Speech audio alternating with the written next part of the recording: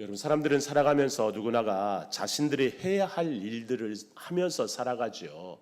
뭐 직업을 선택하고 또 공부를 하고 뭐 가정주부로 있든 여러 가지 자기가 해야 할 일들을 하면서 살아갑니다.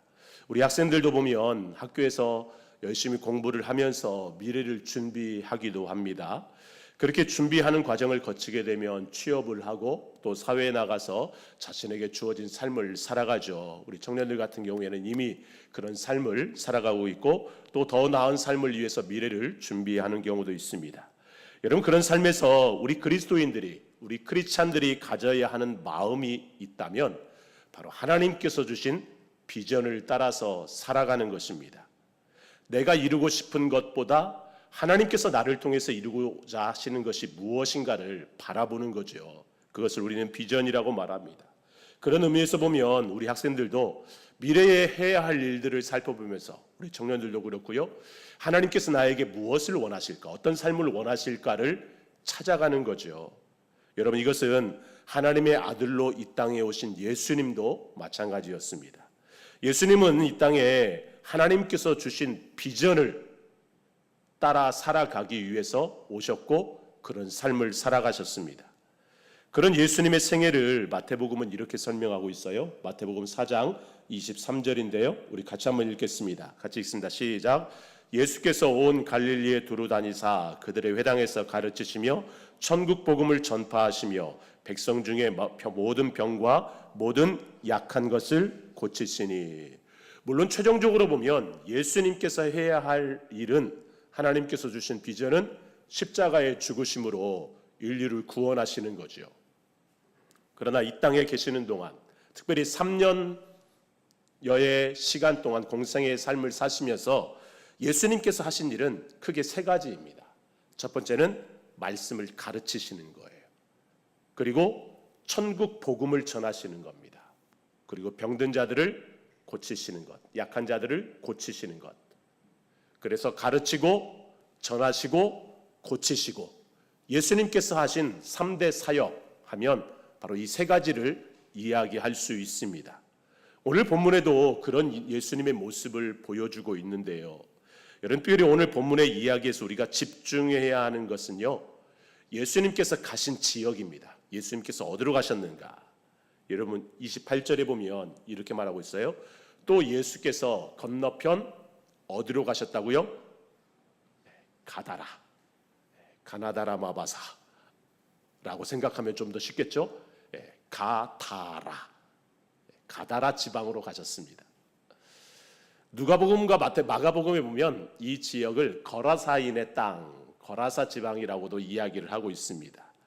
여러분, 가다라나 이 거라사는 당시에 우리가 그리스를 보면 그 도시국가라고 그러죠. 데카폴리스 10개의 도시가 하나의 도시 연합을 이루고 있는 그 도시국가 형태를 띠고 있습니다. 그래서 유대인들 기준으로 보면 당시에 갈릴리 지역에서 배를 타고 호수 건너편으로 동남쪽으로 내려가면 이 가다라 지방이 있습니다. 유대인들 기준으로 보면 이 땅은 이방인의 땅이에요. 오늘 본문에 보니까 그렇게 기록하고 있어요. 이곳에 가셨는데 그곳에서 귀신 들린 자가 있었고 또 하나는 돼지떼가 있었다고 말합니다. 많은 돼지떼가 있다고 말하고 있어요. 여러분, 이 지역은 유대인들이 금기시 여기는 동물 중에 하나가 돼지입니다. 그 돼지떼를 키우고 있었고요. 그 돼지떼는 그곳에서 섬기는 우상을 위한 제물로 바쳐지는 그런 짐승이었던 것이죠. 당연히 유대인들의 입장에서 보면 예수님께서 이곳에 가시는 것이 이해가 안 됐습니다. 예수님과 함께하고 있는 제자들도 마찬가지죠. 예수님이 왜 그곳에 가시는지 도저히 이해가 안 됐어요. 유대인들로서는 이방인들을 상종하는 것이 금기시되어 있었습니다. 더군다나 우상 신에게 바쳐지는 돼지들을 키우는 그 돼지떼가 가득한 그곳에 예수님이 가신다? 접촉도 하면 안 되거든요. 게다가 그 길을 가는 동안에 어떤 일이 있었습니까? 오늘 본문 앞에 보면 큰 풍랑을 만납니다. 그럼에도 불구하고 예수님이 그곳에 가고 있는 거죠. 왜 그럴까요? 오늘 그것을 함께 나누려고 하는데요. 먼저 예수님이 이 가다라 지방에 가셔서 처음 만난 사람은 귀신 들린 사람입니다. 오늘 본문에 보면 이 귀신 들린 자의 특징이 나오는데요. 여러분, 귀신 들린 자를 볼 때 우리가 보아야 할 것은 그 사람을 보는 것이 아니라 그 안에 있는 귀신을 봐야 되는 거죠. 악한 영을 봐야 되는 것입니다. 여러분, 첫 번째 특징은 그 사람은요, 무덤에 살고 있었다라는 거예요. 이 무덤을 생각할 때 우리나라 무덤을 생각하면 안 됩니다. 물론 우리나라도 예로부터 어떤 귀신 이야기할 때는 무덤이 꼭 들어가잖아요, 그죠? 무덤가에서 귀신이 나오는 그런 이야기가 나오는데, 여러분, 성경의 배경이 되는 이 당시 무덤은 큰 석회암 바위를 파내는 거죠. 파고 그 안에 시신을 두는 형태잖아요. 특별히 가족 무덤 같은 경우는 그 안에 시신을 둘 수 있는 여러 장소가 있습니다. 그렇기 때문에 동굴처럼 된 그런 빈 무덤에는 얼마든지 사람들이 드나들 수 있었습니다. 그렇기 때문에 당시에 나병이나 혹은 부정한 것으로 인해서 공동체에서 쫓겨난 사람들은요, 대부분 어디에서 생활했느냐? 이 무덤에서 생활했어요. 그 무덤에서 추위를 피하기도 하고 잠을 자기도 했다라는 것이죠. 즉, 귀신 들린 자들에게 이 무덤은 누구의 간섭도 받지 않는 자신들만의 공간이었던 것이죠. 그래서 누군가 다가오면 그들은 어떻게, 오늘 본문에 보니까 사나워 아무도 그 길로 지나갈 수 없을 지경이었다. 아주 사납게 구는 거죠. 그야말로 귀신 들린 자처럼 사람들을 공격하는 거죠. 마가복음이나 누가복음에 보면 쇠사슬로 묶어도 그 쇠사슬을 끊을 정도로 강한 힘을 가지고 있었다라고 말합니다. 여러분, 그런데 이들이 이렇게 살고 있는 이유가 무엇입니까? 바로 귀신이 그들을 사로잡고 있기 때문에 그렇습니다. 여러분, 이 시대 속에서 혹시 그렇게 살아가는 사람들 없을까요? 꼭 귀신 들리진 않았을지라도, 귀신에게 사로잡히지는 않았을지라도 다른 사람과 함께 하지 못하고 자신들만의 세계 속에서 혼자 살아가거나 상처와 분노에 갇혀서 사람들과 관계를 맺지 못하고 그렇게 무언가에 사로잡혀서, 소위 중독이라고도 말할 수 있는데요, 뭔가에 사로잡혀서 모든 것을 귀찮아하거나 신경질적으로 사납게 대하는 사람들, 그런 사람들이 있을 수 있습니다. 중요한 건 그들 가운데 예수님께서 찾아오신다라는 거죠. 특별히 28절에 보면 예수님이 가다라 지방으로 가셨다라는 표현이 나오는데요, 이 가셨다라는 표현은요, 예수님이 누군가에 의해서 어쩔 수 없이 간 것이 아니라 서두에서도 말씀드린 것처럼 적극적으로, 제자들이 이해할 수 없을 정도로 아주 적극적으로 예수님이 그곳에 가신 것으로 표현되어지고 있는 말씀입니다. 여러분, 예수님은 그렇게 이 시대에도요, 사람들 마음 가운데 적극적으로 찾아오십니다.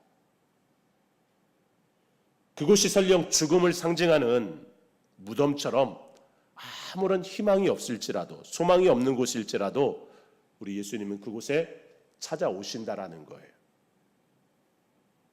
자, 두 번째, 귀신 들린 자의 두 번째 특징이 무엇입니까? 그런 예수님을 두려워하고 있다라는 겁니다. 여러분, 누구도 가까이 가지 못했던 귀신 들린 자들을 향해 예수님이 다가가시는데 그 두 사람이 소리치면서 뭐라고 말합니까? 29절 말씀 같이 읽을까요? 29절 같이 읽습니다. 시작. 하나님의 아들이여, 우리가 당신과 무슨 상관이 있나이까? 때가 이르기 전에 우리를 괴롭게 하려고 여기 오셨나이까? 여러분, 당시에 그 누구도 예수님이 하나님의 아들이라고 생각하지 못했습니다. 제자들도 마찬가지예요. 그런데 귀신 들린 사람들은 예수님이 하나님의 아들이라고 이야기합니다. 여러분, 그런데 이 귀신 들린 자가 예수님을 하나님의 아들로 알고 있는 것은 하나님의 아들로 믿기 위해서 알고 있는 것이 아니죠. 더군다나 사람들에게 알려주기 위해서 알고 있는 것도 아닙니다. 그들이 하나님의 아들로 알고 있는 것은 그들 또한 영적인 존재이기 때문에 그렇고, 그들에게는요, 무엇보다 하나님의 아들의 권세가 무서웠습니다. 그 권세로 자신들을 심판하실 예수님이 두려웠던 것이죠. 그래서 그들이 뭐라고 말합니까? 때가 이르기 전에 우리를 괴롭게 하려고 여기 오셨습니까? 때가 이르기 전에. 여러분, 여기서 말하는 때는 예수님께서 만왕의 왕으로 마지막 때 모든 악한 영들을 멸하시는 때를 말하는 것이죠. 지금 귀신들은 그런 날을 두려워하면서 아직 그때가 되지 않았는데 왜 우리에게 왔느냐라고 막 반문하는 겁니다. 여러분, 악한 영들은 사람들의 생각과 마음을 사로잡습니다. 그래서 자신들에게 주어진 시간 동안에 어떻게 해서든 사람들로 하여금 하나님을 멀어지게 하려고 하죠. 하나님을 떠나게 하려고 합니다. 그럼에도 이들이 두려워하는 것이 있다면 바로 하나님의 아들로 이 땅에 오신 예수 이름의 권세입니다. 예수님의 권세죠. 악한 영들은 자신들이 원하는 대로 사람들의 마음을 사로잡을 수 있지만 예수님 앞에서는 아무런 힘을 나타내지 못합니다. 여러분 보십시오. 예수님 앞에서 그들이 하는 말이 뭐예요? 자신들을 쫓아내려거든 돼지떼에게로 들어가게 해달라고 합니다. 여러분 말한 대로 당시 이곳에는요, 우상들에게 바쳐지는 돼지들을 키우고 있었습니다. 그 돼지떼들에게 들어가게 해달라고 말하는 거죠. 예수님께서 그것을 허락하자 그들은 돼지떼에게로 들어가는데, 그들이 돼지에게 들어가자 어떻게 됩니까? 그 돼지떼들이 비탈길로 내리달려서 바다에 물에 다 빠져 죽습니다. 몰살하게 됩니다. 여러분 여기에서 우리가 한 가지 묵상할 수 있는 게 있어요. 돼지떼에게로 들어가게 해달라는 귀신들의 요구를 통해 우리가 묵상할 수 있는 것은, 여러분 이들의 결과는 곧 죽음일 수밖에 없다라는 것입니다. 악한 영들의 결과는 곧 죽이는 거라는 거예요. 그래서 예수님이 그렇게 말하잖아요. 나는 생명을 풍성하게 주려고 왔지만 악한 영들은 그렇지 않다라는 거예요. 우상들에게 바쳐진 재물 또한 여러분 아무런 능력을 나타낼 수가 없습니다. 누구 앞에서요? 예수님 앞에서.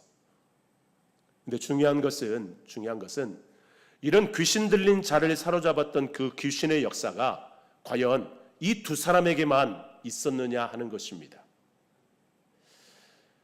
마가복음이나 누가복음에 보면 이 똑같은 이야기를 할 때 누구에게 초점이 맞춰져 있냐면 이 귀신 들렸던 사람에게 초점이 맞춰져 있어요. 그래서 이 사람이 귀신이 쫓겨나간 다음에 행동해서 예수님을 따르고자 하는 그런 모습을 보여주고 있습니다. 근데 여러분 오늘 마태복음에서는요, 그 초점이 귀신 들렸던 사람에게 맞춰져 있지 않습니다. 그 초점이 누구에게 맞춰져 있을까요? 여러분 보세요. 그 귀신이 쫓겨나간 다음에 바로 나오는 이야기가 돼지떼들이 죽었다는 이야기이고, 돼지를 키우는 자가 마을에 가서 사람들에게 알렸더니 마을 사람들이 예수님께 나와서 예수님을 대하는 말이에요. 여러분 34절 한번 볼까요? 마을 사람들이 예수님께 뭐라고 이야기하는지 봅시다. 34절 우리 같이 읽겠습니다. 시작. 온 시내가 예수를 만나려고 나가서 보고 그 지방에서 떠나기를 간구하더라. 온 시내가 예수를 만나려고 나가서 보고, 여기까지는 참 좋은 말씀 같아요. 아, 이들도 예수님의 능력을 알아보고 예수님을 만나려고, 예수님을 보려고 나왔구나. 굉장히 은혜가 되는 말씀 같습니다. 그런데 그 뒤에 보면 예수님에게 뭐라고 말해요? 그 지방에서 떠나기를 간구하였더라. 간절하게 말했대요. 이들이 예수님을 만나려고 나온 목적이 뭐예요? 예수님을 밀어내고 있는 거죠. 여러분 분명 누군가의 가족일 수도 있고 누군가의 친구일 수도 있고 그런 귀신 들린 자였을 것입니다. 그런데 그런 귀신 들린 자에게서 귀신을 쫓아내고 그 사람을 온전하게 치료하셨어요. 고치셨습니다. 그럼에도 불구하고 그런 예수님을 향하여서 그들은 어떻게 대하고 있어요? 고맙다거나 아니면 그 예수님을 따르겠다거나 받아들이지 않습니다. 함께하지 않아요. 오히려 예수님을 이 지방에서 떠나라고 밀어내고 있습니다. 그들 또한 예수님이 귀신을 쫓아낸 것을 알았습니다. 그런데 그들에게는요, 예수님 필요하지 않았어요. 여러분, 오늘날 이런 사람들이 참 많이 있습니다. 하나님을 알지만, 예수님을 알지만 믿지 않는 사람들. 그런 그들의 눈에는요, 어찌 보면 예수님보다 바다에 둥둥 떠 있는 돼지 사체들이 먼저 보였을 수도 있습니다. 중요한 건 돼지를 키우는 자가 마을에 가서 과연 어떤 이야기를 했을까? 예수님이 귀신 들렸던 누구누구를 고치셨대! 라고 이야기했을까요? 아니면 예수라는 자가 와서 우리 돼지떼들을 다 바다에 몰살시켜버렸어! 라고 이야기했을까요? 성경에는 나오지 않지만 아마 후자일 수도 있습니다. 그래서 목격한 자가 어떤 말을 하느냐도 중요합니다. 우리의 입술을 통해서 사람들에게 어떤 말이 전해지느냐가 중요하다라는 거예요. 여러분, 오늘 본문에 이 마을 사람들은요, 예수님을 두려워하고 예수님이 귀신을 쫓아냈다는 것 알고 있어요. 그런데 그들의 마음속에는 그런 예수님보다 돼지떼가 먼저였고 그런 예수님을 거부하고 있다라는 거예요. 여러분, 여기서 비슷한 이야기가 성경에 나오는데 바로 예수님께서 사마리아의 수가성으로 가셨잖아요. 여러분, 사마리아 사람들 또한 유대인의 눈으로 보면 이방인 같은 존재입니다. 그런데 그 수가성 사람들은 어떻게 합니까? 사마리아의 수가성 여인이 예수님을 만난 뒤에 마을에 가서 사람들에게 예수님에 대해서 이야기를 하잖아요. 그 여인은요, 긍정적인 이야기를 했어요. 내가 메시아를 만났다. 내가 만난 그분이 바로 우리가 기다리던 메시아다. 그럴 때 마을 사람들이 예수님을 어떻게 대합니까? 요한복음 4장 40절부터 42절을 한번 같이 읽겠습니다.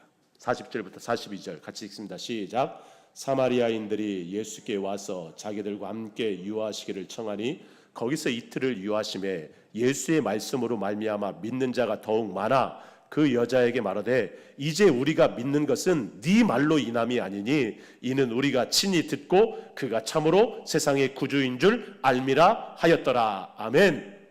여러분, 이 마을 사람들 보세요. 지금 가다라 사람들과 전혀 반대입니다. 전혀 상반된 모습이에요.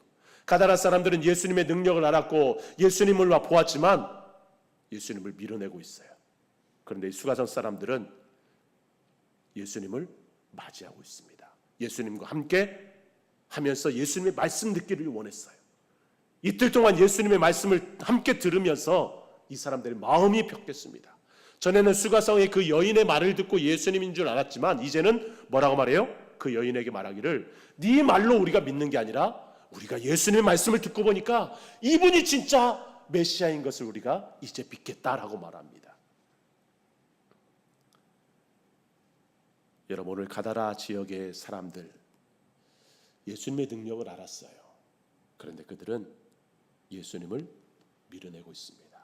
예수님은 그들과 함께 하기 위해서 찾아오셨지만 그들은 밀어내고 있어요. 예수님께서 갈릴리 사역 가운데 갑자기 제자들에게 얘들아 배를 타고 우리 건너편으로 가자. 그렇게 배를 타고 건너온 도중에 큰 풍랑을 만나면서 제자들이 고생을 했거든요.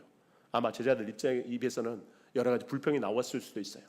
주님은 말이야 왜 갑자기 저 이방인의 땅으로 가자고 하시는지, 괜히 가자고 해가지고 이렇게 풍랑도 만나고 말이야.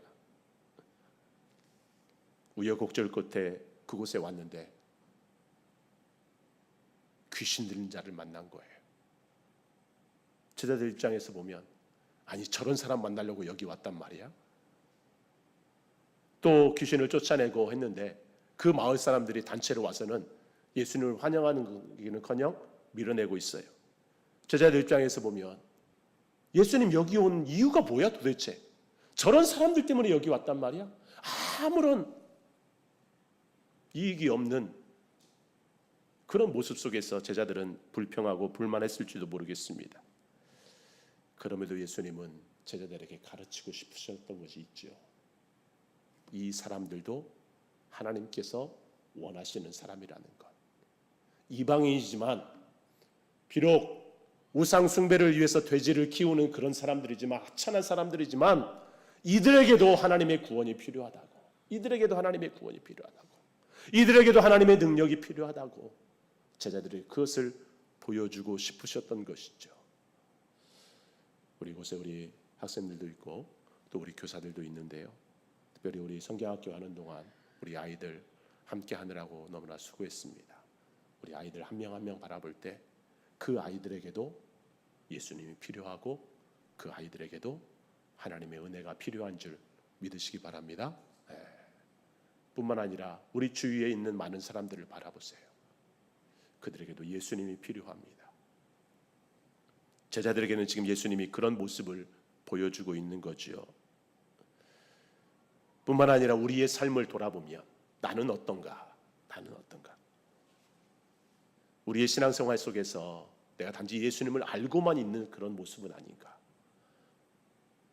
신앙생활하면서 주일날이면 어김없이 교회에 가고 하지만 예수님을 알고 있는 그것에 그냥 그치고 예수님과 더 함께 하려고 하는, 예수님과 더 가까워지려고 하는 그런 모습은 없지 않는지, 예수님을 알고 있는 것을 넘어서서 예수님이 내 마음과 내 삶에 들어오시도록 해야 합니다. 가다라 지방의 사람들도 예수님의 능력 알고 있었어요. 그러나 그런 예수님이 그들에게는요, 그저 돼지를 죽게 한, 자신들의 이익을 가로챈, 자신들의 이익이 아니라 손해를 입힌 그런 사람으로만 인식했습니다. 그래서 그들은 예수님을 밀어내고 있죠. 여러분, 예수님이 우리 안에 오신다라는 것은 무엇일까요? 예수님이 우리 안에 오신다라는 것은요, 내 계획대로 내가 원하는 대로 다 되는 것이 아니에요. 처음에 우리가 비전 이야기를 했죠. 우리가 삶을 살아가는 것은 하나님께서 나를 통해서 이루고자 하시는 것을 이루어가는 것이라고.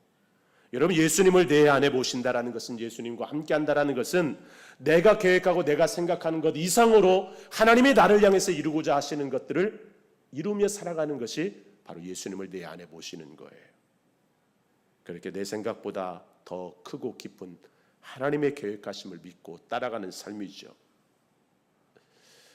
가다라 사람들은 안타깝게도 그런 예수님을 바라보지 못하고 지금 당장 우리들에게 손해가 되기 때문에, 지금 당장 예수님 필요 없기 때문에 예수님을 밀어내고 있습니다. 그런 이야기가 있죠. 늙어서 아내들에게 필요한 게 있대요. 우리는 다 지금 젊지만 그런 유머가 있습니다. 늙은 아내가 필요한 것, 1번 돈, 2번 딸, 3번 건강, 4번 친구, 5번 드라마래요. 근데 늙어서 남편에게 필요한 게 있대요. 늙은 남편이 필요한 것, 1번 부인, 2번 와이프, 3번 아내, 4번 집사람, 5번 애 엄마. 다 똑같죠. 물론 세상 사람들에게는 그러할 줄 모릅니다. 그런데 우리에게 정말 우리에게 필요한 것이 무엇일까? 우리가 젊어서나 나이 들어서나 우리에게 필요한 것은 바로 예수님 아닐까요? 여러분, 원하기는 우리에게로 찾아오시는 그 예수님을 밀어내는 사람이 아니라 예수님을 내 삶에, 내 마음에 적극적으로 모시고 함께하는 사람, 내 계획보다 내 생각보다 더 큰 생각과 계획으로 우리를 이끌어 가시는 그 하나님을 믿는 믿음으로 나아가는 저와 여러분 되고, 그런 우리를 통해서 또 다른 사람들에게 예수 그리스도가 증거되는 그런 삶을 살아가는 저와 여러분 될 수 있기를 주님의 이름으로 축복합니다.